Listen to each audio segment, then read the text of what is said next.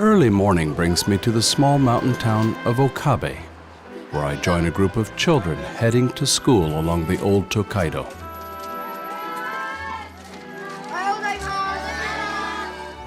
Okabe was the road's 21st station and was located just beyond another mountain pass. The new Tokaido and the rail lines have bypassed it, making for a different atmosphere. Quiet, relaxed, and more or less like any small town or village. There's something touching about the children's morning walk, with the oldest boys walking in front and at the rear, and the youngest in the middle, the way it probably has been done here for a long time. Japanese education, so I've been led to believe, is very rigid, leaving little room for fun, relaxation, or even plain and simple happiness. These children don't seem overly stressed, but I still walk into their school with a set of preconceived notions. And my first glimpse of the interior seems to confirm one. Prior to classes, some children are cleaning out the hallways. That doesn't look like too much fun, though admittedly, none of them seem bothered by the task. Principal Toshio Ikigaya explains how an ordinary school day proceeds. 子どもたちは朝8時までに、全員集団登校で、学校へ来ます。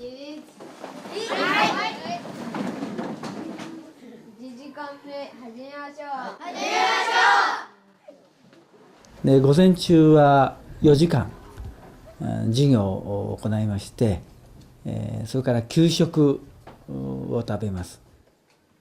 そして5時間目、午後の授業を1時間あるいは2時間やって、下校帰宅ということになります。That doesn't sound like a recipe for youthful burnout. In class, I don't quite notice any signs of stress either.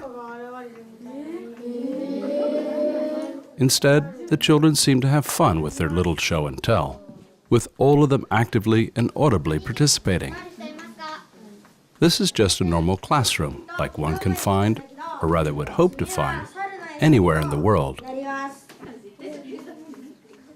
While Toshio Ikigaya clearly runs a well-balanced school, he, just like his predecessors, faces plenty of challenges.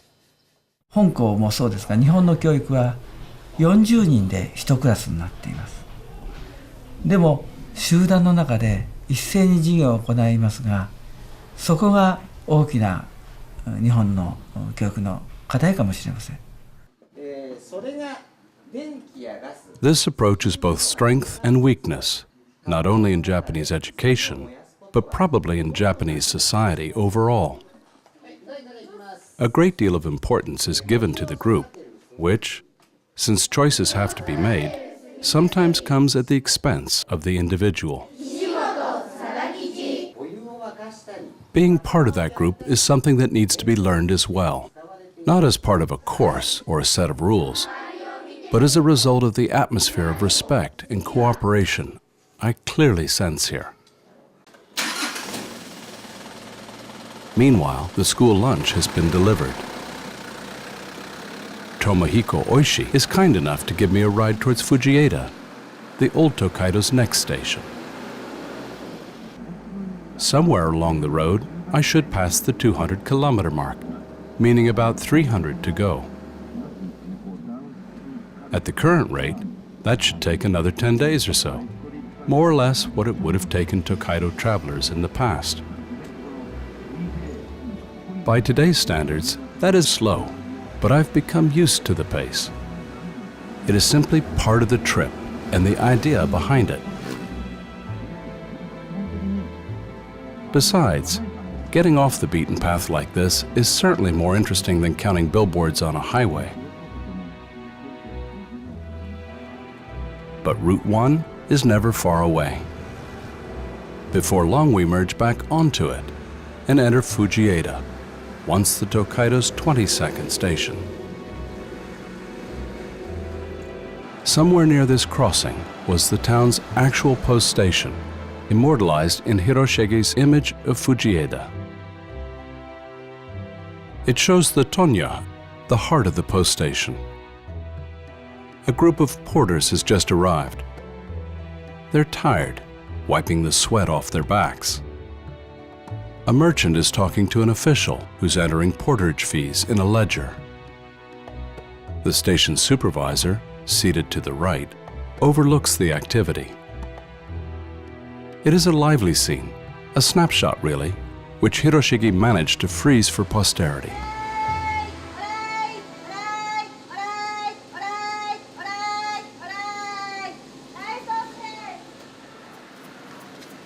Fujieda's post station is long gone, but there are plenty of places nearby which manage a credible, modern-day impression of its comings and goings.